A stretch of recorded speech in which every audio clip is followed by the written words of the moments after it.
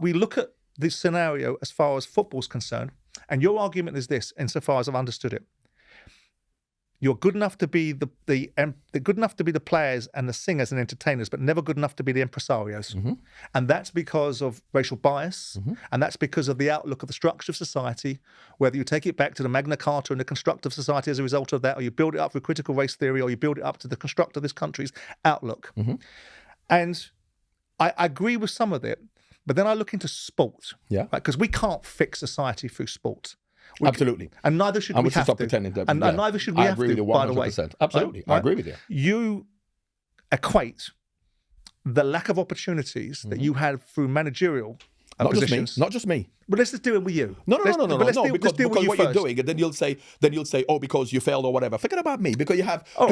Do you think? Put it this way. Do you think? And I love Frank Lampard. Yeah. You think with Frank Lampard's record, if he was black, he would be given opportunities? I don't think he should have been given this opportunity. But he is. But why was he given it? Let's talk about Celtic. Yeah, exactly. Do you really believe, as a result of your career, that you haven't got jobs because you're black? What would you say if I told you, and you can Google this while you're here, that I have a better win percentage than Steven Gerrard at Rangers? I believe you, and I've looked at your record. So why was I not given longer?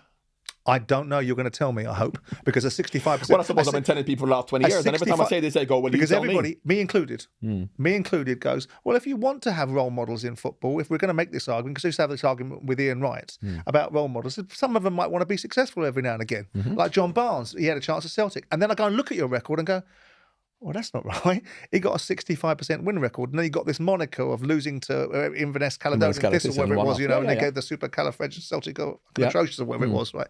Well, why were you given the job? And then B, why were you taken out when there's a 65% win record, which is not bad, is it? I was given the job because Kenny had faith in me. Yeah. Kenny had faith in me. So my 65% is not great for not great, but Steven Gerrard's 64 is great. That's why he got the Aston Villa job. Yeah, which I said he shouldn't have got, by the way. But regardless of whether his experience he should have got or not, people say that that's not bad. And if you look at other people's records. But here's the thing. Black managers who are given jobs. Yeah. What I say about black managers, I'll never say. What I should say is that black managers should never come out and black people can't, because we have to have humility, unfortunately. Because I don't think there could be a black Simon Jordan. Why not? Because you're too opinionated. And if you're a black, you would get slaughtered more than you get slaughtered now. 100%. Do you think? And a female. You think you could have a black Boris Johnson? Why do you think that when you've got 25, 16, 17% of the cabinet made up of black and minority ethnics? You've got 7, 8, 10% of the FTSE 100 companies. These are influential people that are speaking out. These are the elite. I'm talking about the character. You can't have a female Simon Jordan because women aren't allowed to be that way. Black people aren't allowed to be that way. Karen Brady's allowed to be this way? Because she has lots of money. And how does she have lots of money? No, not necessarily because no, come on now. You can't just give an answer that she had to go on a journey to be accepted. The one thing that Karen Brady could never have got was a once again, you know what we can do?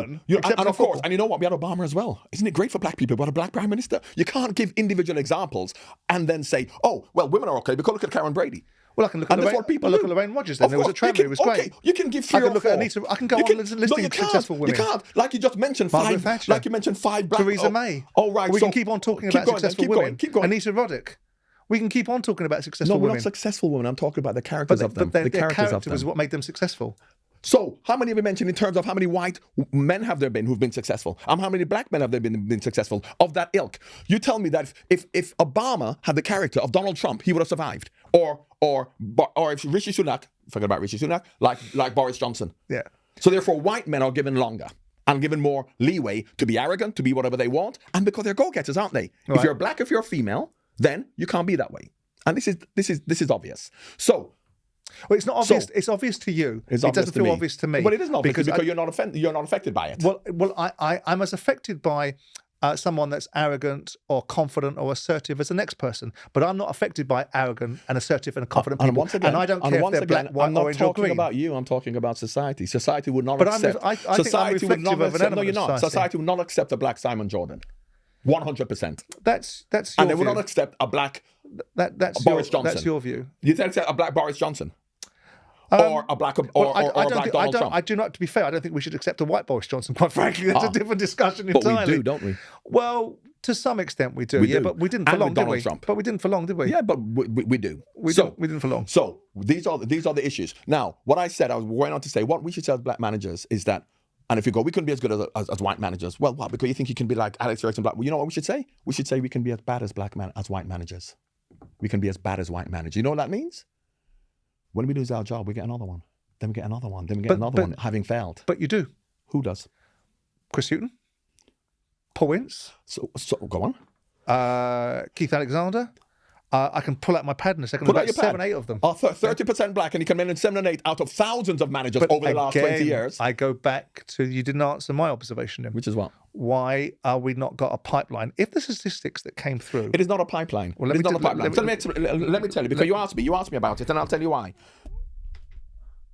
Chairman, don't sack managers. You know who sacks managers? Fans. Now, why are fans quicker to lose faith in black managers than they are in white managers? White managers are going to get a sack, don't get me wrong. Of course they are.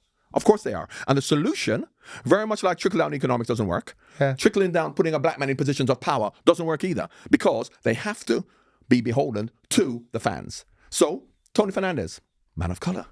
Who's the CEO of QPR? Les Ferdinand. Yeah. Director of football, yeah. And who are they giving jobs to? And I don't blame them, because they know you put a black manager in charge and you lose a few matches, the fans are going to turn against him. And why? Because of the perception of a black person's ability to It's an lead. interesting perspective. Well, what do you think of Jermaine Defoe's observation? Because Which one? he put this, he said, I'm obviously making the transition, but I see people like Les, John Barnes, Andy Cole, Sol, Dwight York. If these players aren't being given the opportunity, what's the point in me going down this avenue or doing my coaching badges? Why am I wasting my time? Don't you think that's I think that's a defeatist attitude. I think that's well, you know, if not good. Well, once again, you walk, and Jermaine Defoe is not just talking about walking in his own shoes or my shoes, because this is what has been happening historically for many years, not just in football, in life. And it's okay for you to look at that and go, oh, you should never be like that. You should be like me, because I'm bringing up, and I came from the working class, and I'm this, and I built myself up. To me. When you look at it from a perspective of a cultural perspective for hundreds of years about black disenfranchisement, it's easy to say, oh no, that's not the way to be. That's why I empathize with him completely. I'm not saying if he feels that, it's his right to feel it. Absolutely. It's sad. I don't think that you're going to affect change if that's what you think needs to happen by having that attitude. So what will affect change? By having a different attitude and being determined to overcome the barriers. We've all got barriers, right? Your barriers, you perceive your barriers to be higher. No. I don't perceive it. Our barriers are higher. Okay. And I'm not talking about me personally. Now, from a black perspective, this is not recent, is it? I'm now 60, and you've had players older than me are now coming into their 80s, who've been wanting to be managers for the last 50 years. And we're going to say, give it time. We gave it time 30, 40 years ago, and now they're saying the same thing. So it's okay when it hasn't affected people for them to go, so therefore I completely empathize with quote Jermaine. Is the way forward? Quote is not the way forward. No. Changing perceptions of people's capabilities are. If you've only got a perception that certain, and again, we had 2 black managers in the Premier League this year. Interestingly, neither one of them were English.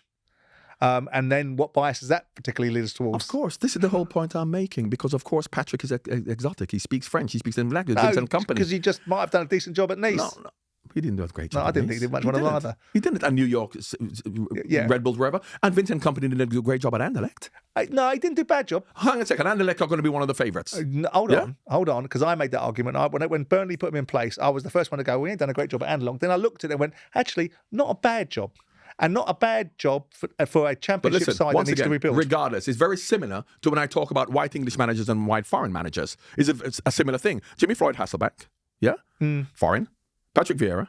I'm sure Thierry could get a job as well. They're black, but there's a different perception of black people who are from Europe. And once again, it is a perception. Because when you listen to them speak, and you know what? Let's talk about Eric Cantona when he comes down and is a philosopher. Talking about trawlers and seagulls. If Tony Adams, with his Cockney accent, said that, they go, he's a flipping idiot. I tell you something.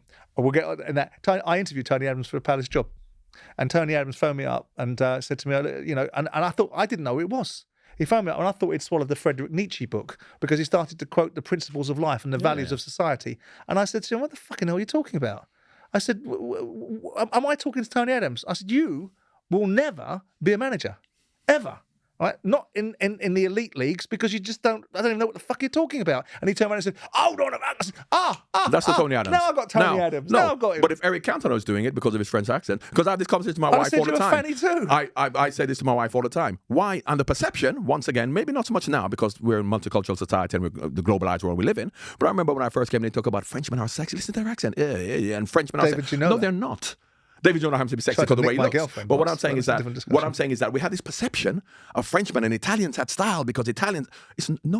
Once this perception holds, then it can get you a long way. There is some substance to that, though, isn't it? Because Italians have style. Well, Italians have created most of the fashion, most of the best foods in the world. Well, So there is some nuance to that, no. isn't there? I'll tell you, because when you go to Italy and you go to Rome, you go to Milan, and you see Italian men, and they've got Gucci, Versace written all over there, Versace on their hat, down their lines. Yeah. That's in East End of London, they're a chav.